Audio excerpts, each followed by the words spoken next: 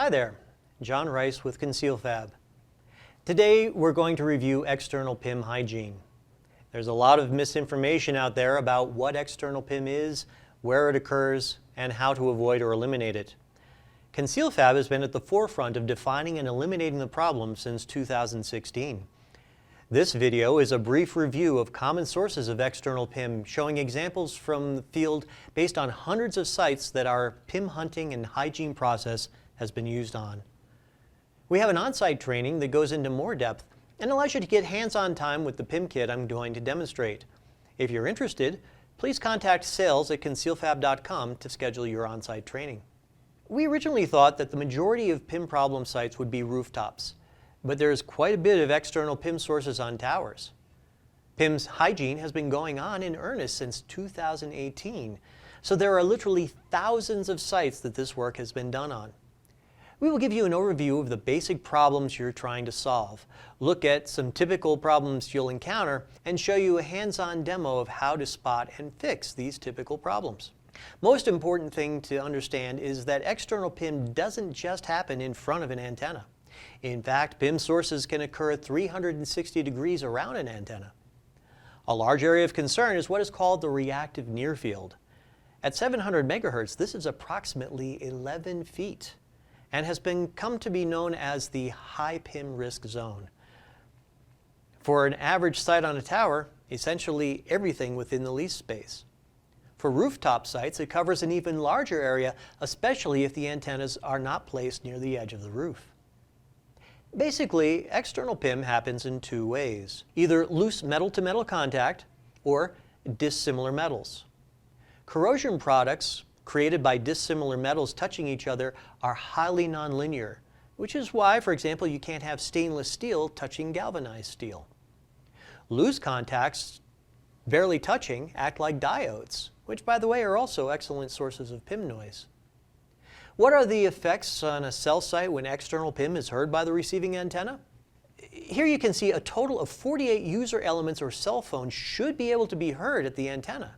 But as you can see, only a few can be heard because the signal noise of the external PIM is louder than the signal from the devices. So how do you identify components on a cell site that can cause PIM? Well, some suggest using a good pair of PIM goggles. Unfortunately, PIM goggles don't really exist. But we can identify common sources on a site. At some sites, it's hard to say where there's no PIM, like this one.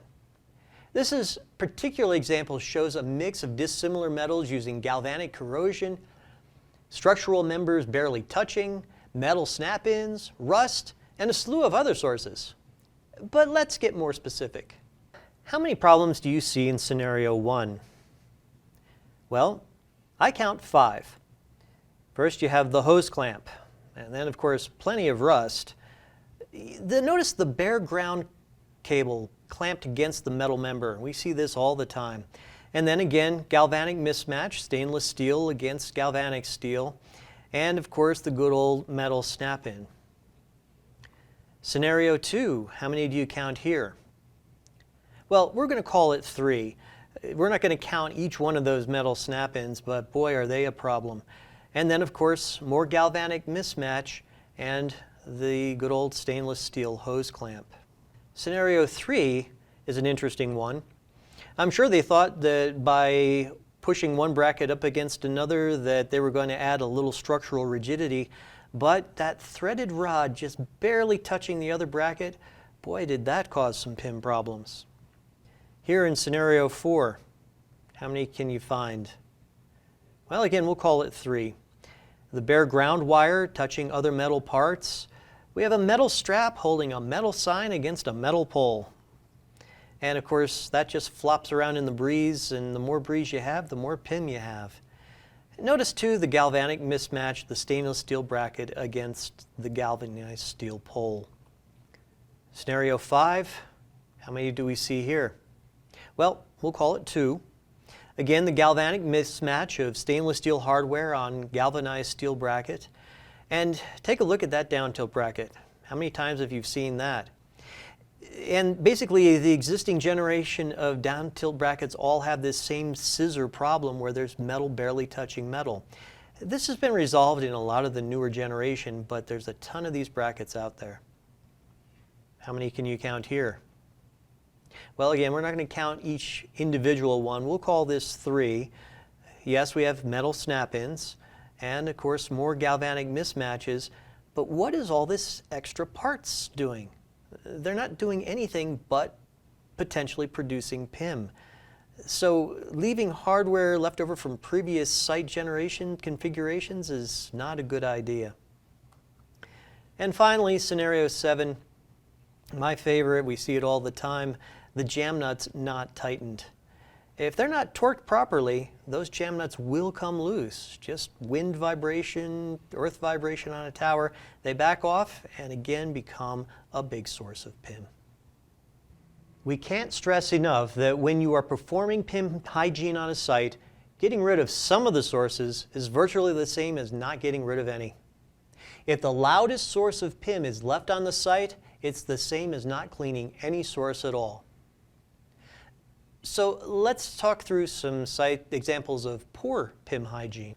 So here in scenario 1, we see they got off to a good start.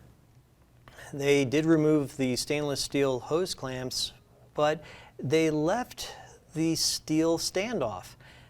And yeah, they got rid of some of the problem, but not all of it.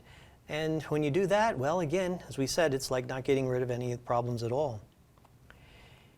Here, this crew removed not just snap-ins, but all of the mounting hardware together. But now they've strapped cables directly to structural members. This can cause a lot of wear and tear on the cable and is not the approved standard for installations. And you see they just left the rusty bolt there, so again, still leaving problems on this site. Well, we commend this crew here in scenario 3. They did use the PIM Shield hybrid snap-ins, but they kept the stuff that the snap-ins go into. And again, all of that is causing PIM, all those dissimilar metals. And so, again, unless they solve all the problem, getting rid of all that stainless steel, it's as if they didn't do any hygiene at all. Finally, this is what we see often, all the stuff that gets taken off just gets thrown in front of the antenna. This site was still having problems, and when we cleaned up all this stuff that was in front of the antenna, well, the site improved. These are things that are causing problems that need to be resolved completely, or else, like I said, it's as if you haven't performed any hygiene at all. We have created this hands-on PIM hygiene kit that allows students to work through the various PIM sources typically found on sites and how to use ConcealFab PIM Shield solutions to resolve them. This kit contains 24 PIM problems.